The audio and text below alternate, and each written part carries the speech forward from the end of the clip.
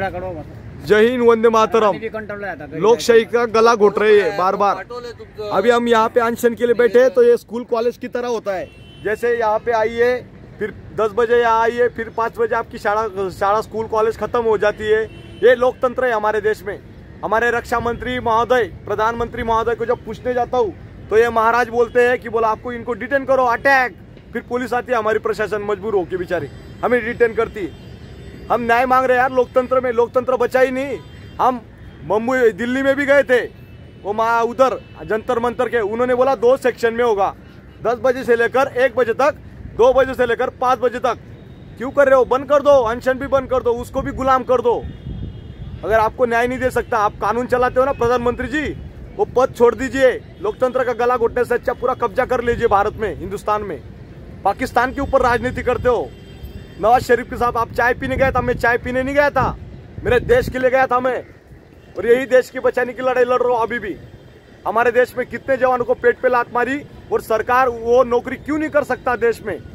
Retire होने के बाद वो जवान नौकरी कर सकता है, पर जिसको अधिकारियों द्वारा शोषण किया होता है, उसको घर भेजा होता है, वो देश में नौकरी क्यों नहीं कर सकता? वो कंपनी भी नहीं कर सकता, जॉब भी नहीं कर सकता। क्यों भाई? हम आतंकवादी क्या? जितने भी पीड़ित जवान है वो सब आतंकवादी है क्या देश में? पाकिस्तान से आने वाली सीमाएदार को आप टिकट देते हो, उसको नौकरी मिल सकती है, ऑफर मिल सकती है। हमारे जवानों को आतंकवादी बना दिया आपने। इसलिए न्याय की भीख मांग रहा हूं लगातार। प्रशासन को भी आपने अपने कब्जे में लेके रखा है। एसपी, कलेक्टर, डीसी, डूसी सब आपकी पावर का मिसयूज करते। कहाँ गई आईबी विभाग, इंटेलिजेंस ब्यूरो कहाँ गई जो जांच करते? जयशंकर जी विदेश मंत्री कहाँ है? उनकी भी तलाश में निकल पड़ा हूं मैं। न्याय चाहता हूं, न्याय।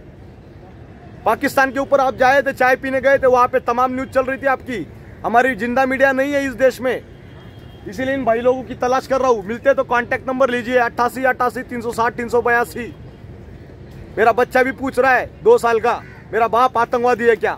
अभी उसको लेके पुलिस थाना में जमा करूंगा मैं। संभाल लेना मोदी जी, आपने तो शादी की नहीं, पर बार बार चिल्ला चिल्ला के गला ठूस गया मेरा। जनरल साहब बोलेगा नहीं, क्योंकि जनरल को अपनी चेयर की पड़ी है, उसको गवर्नर बनना है रिटायर होने के बाद। इसलिए न्याय की भीख मांग रहा हूं लगातार। रक्षा मंत्री, प्रधानमंत्री, अगर आप न्याय नहीं दे सकते हो, पाकिस्तान गवर्नमेंट के पास न्याय मांगू क्या? क्यों राजनीति खेल कर रहे हो? मैं वही सैनिक हूं, हिंदू, छत्रपति शिवाजी महाराज का मावड़ा हूं। जय श्री राम बोल के राजनीति नहीं होती है।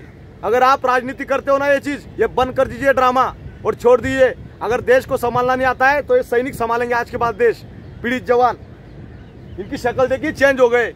सीआरपीएफ में कार्यरत थे, अमित शाह पूरी सीआरपीएफ को, पैरामिलिट्री को संभाल के बैठे।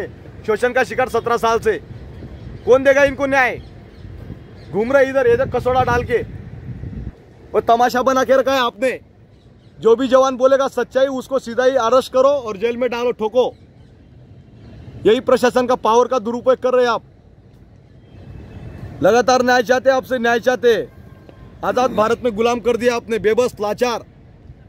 डोनाल्ड ट्रंप के पास जा रहे हैं आप ऊपर से, उसको गले में मिलने के लिए। अरे हमें मिलिए पहले, जवानों को। न्याय नहीं दे सकते, 3 महीने से भीख मांग रहे हैं हम आप न्याय, और अभी भीख मांगना टाइम गया अभी वो। और कोई बोलेगा ना मी ये एफटी कोर्ट, हमारे यहाँ सातारा में एक जज साहब था, उन्होंने 5 लाख रुपए ले घूसखोरी की, भाग गया वो। जज साहब जो चीफ जस्टिस था, उसी ने 5 लाख ले लिया। आप सोच लो कहाँ गया लोकतंत्र? उसको तो सरेआम लगा उधर। न्याय की भीख मांग रहे हैं हम। हमारे देश में न्याय नहीं मिलता है। इस वीडियो को भी शेयर करना, वहां तक पहुंचाओ तमाम लोगों के सामने। कोर्ट कचहरी में जाने दो बोला, इधर कोर्ट कचहरी स्कूल कॉलेज की तरह हो गया ये पूरा सारा चीज। देखिए तामझाम।